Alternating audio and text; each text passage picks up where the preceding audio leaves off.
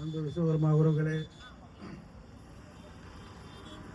மானிடம் சிறக்க மக்களாட்சி வேண்டும் என்று வருகின்ற ஏப்ரல் 23 நாமெல்லாம் வாக்களிக்க போகிறோம். இப்படி சமூக அநீதிகள் தொடர்ந்து நடந்து கொண்டே இருக்கிறது. அதற்காக நம்ம சமூகமும் போராடி கொண்டேதான் இருக்கிறது. ராணிப்பேட்டையிலே ஒரு சம்பவமும், இதே தூத்துக்குடி சக்காரக்குடியிலே ஒரு சம்பவமும், சாத்தான்குளம் மற்றும் கோயில்பட்டியிலே மனோஜ்குமார், இப்படி பல சம்பவங்கள் நடந்து இந்த சமூகத்துக்கு சரியான நீதி கிடைக்கவில்லை. இதற்காக பல ஆர்ப்பாட்டங்களும் நாம் செய்து கொண்டுதான் இருக்கிறோம்.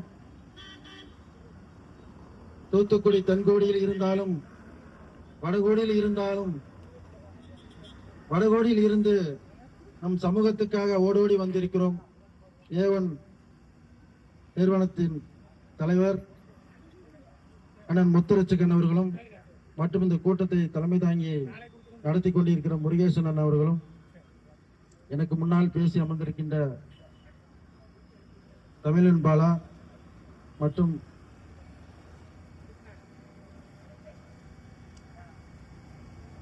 கோயில்பட்டி அண்ணன் பாலசுப்ரமணியம் அவர்களும் அனைவரையும் நிறைய செய்திகளை இந்த மக்களுக்காக எடுத்துரைத்திருக்கிறார்கள். எவ்வளவு போராடினாலும் நீதி கிடைக்கவில்லை, போராடி கொண்டேதான் இருக்கிறோம். இதற்கு என்னதான் வழி அப்படி என்றால், சமூக ஒருங்கிணைப்பு, சமூக தலைமை, ஒரே தலைமையின் கீழ் நாமெல்லாம் ஒன்றிணைந்து ஒரு சமுதாய கட்சியின் மூலமாக போராடலாம் என்பது என்னுடைய கருத்து. ஏனென்றால் ஒரு வலிமையான தலைமையால் தான் ஒரு அரசாங்கத்தை நாட முடியும். அரசு கட்சியால் தான், நம்முடைய சமுதாய கட்சியினால தான் இந்த அரசு வலியுறுத்த முடியும். சங்கங்கள் எல்லாம் ஒரு சாதாரணமாக நினைத்துக் கொண்டிருக்கிறார்கள். எவ்வளவுதான் போராடினாலும் அந்த நேரத்துக்கு மட்டும் நம்மளை பயன்படுத்தி கொண்டு ஓட்டுரிமைக்கு மட்டும் விஸ்வகர்மா தேவைப்படுகிறார்கள். நமக்கான உரிமைகளை கேட்கும் போது அது கிடைக்காமல் போய்விடுகிறது. இந்த போராட்டத்துக்கு எவ்வளவோ சிரமத்திற்கு பின்னால் நீதிமன்றத்தின் உத்தரவின் பேரில் இந்த போராட்டத்தை நடத்தி கொண்டிருக்கிறார்கள். ராணிப்பேட்டையில் நடந்தாலும் தூத்துக்குடியிலே நடக்கிறது. இப்படி தமிழகத்தில் எந்த கோடியில் நடந்தாலும் தென்கோடியில் ஆதங்கப்படக்கூடிய நம்மளுடைய சமுதாய உறவுகள், இவர்கள் எல்லாம் சமூகத்துக்கு ஒரு பெரும் பெயர். அப்படிப்பட்ட முருகேசன் முருகன் அவர்கள் எல்லாம் இந்த சமூகத்துக்கு நமக்கெல்லாம் கிடைத்த ஒரு மாபெரும் பொக்கிஷம். நாங்கெல்லாம் தலைமை பொறுப்பேற்று கட்சிகள் நடத்தி கொண்டிருந்தாலும் நமக்கான ஆதரவுகள், சமூக உறவுகள் இருக்கும் பட்சத்தில் தான் எங்களுடைய கட்சி வலிமையாகும்.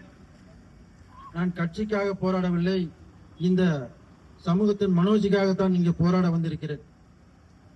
அவருக்கு நீதி வேண்டும்.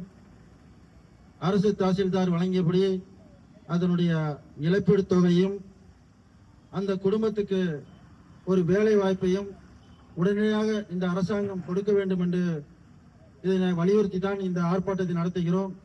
கூடிய விரைவில் கொடுக்க வேண்டும். இது தேர்தல் நேரம் என்பதனால் கொஞ்சம் காலதாமதமாக இருக்கலாம். தேர்தல் முடியும் பட்சத்தில் இது உடனடியாக எங்கள் சமூகத்துக்கு நிறைவேற்றி கொடுக்க வேண்டும். இல்லை என்றால் இந்த ஆர்ப்பாட்டம் மீண்டும் தொடரும். இதை நாங்கள் விடுவதாக இல்லை. ஏனென்றால் இப்படியே நீங்கள் எல்லாம் எங்களை எல்லாம் ஏதாவது ஒரு சமாதானங்களை சொல்லி சொல்லி கடத்தி கொண்டே போகிறீர்கள். இந்த சமூகம் எப்பேற்பட்ட சமூகம், உலகை படைத்திருந்தாலும் அவருக்கான அங்கீகாரமும் அடையாளமும் கிடைக்காமல் இன்னும் தவித்துக் கொண்டிருக்கிறார்கள். அரசியல் வேலைவாய்ப்பு இல்லை, அரசு இடஒதுக்கீடு இல்லை, வேலை வாய்ப்புகள் இல்லை. இப்படி எல்லாத்துக்கும் ஏமாற்றப்பட்ட சமூகமாக இருக்கிறோம். இதற்கெல்லாம் என்ன காரணம்?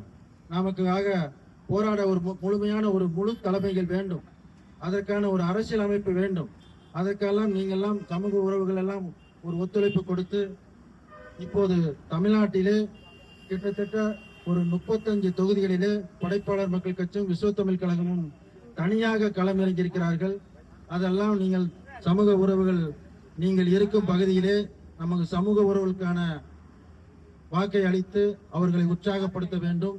சமூகம் எப்படி என்ற ஒரு அடையாளத்தை ஏற்படுத்துவதற்கு இது உங்களுக்கு ஒரு வாய்ப்பாக இருக்கும் என்று சொல்லி நல்ல வாய்ப்புக்கு நன்றி கூறி விடைபெறுகிறேன். நன்றி, வணக்கம்.